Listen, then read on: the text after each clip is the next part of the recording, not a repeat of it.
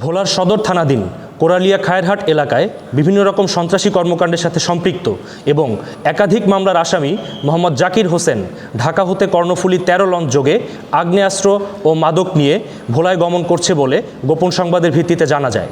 প্রাপ্ত তথ্যের ভিত্তিতে আজ ৫ মে ২০২৬ তারিখ মঙ্গলবার মধ্যরাত ৩টায় কোস্টগার্ড বেস ভোলা কর্তৃক ভোলার সদর থানাধীন ইলিশা তুলাতুলি মোহনা সংলগ্ন এলাকায় একটি অভিযান পরিচালনা করা হয়।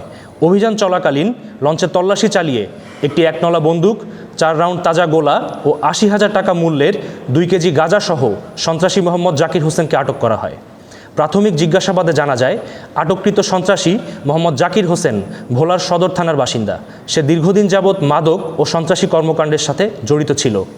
আটককৃত সন্ত্রাসী ও জব্দকৃত সকল আলামতের পরবর্তী আইনানুগ ব্যবস্থা গ্রহণের কার্যক্রম প্রক্রিয়াধীন রয়েছে। দেশের আইন শৃঙ্খলা পরিস্থিতি স্থিতিশীল রাখতে কোস্টগার্ড ভবিষ্যতেও এ ধরনের অভিযান অব্যাহত রাখবে।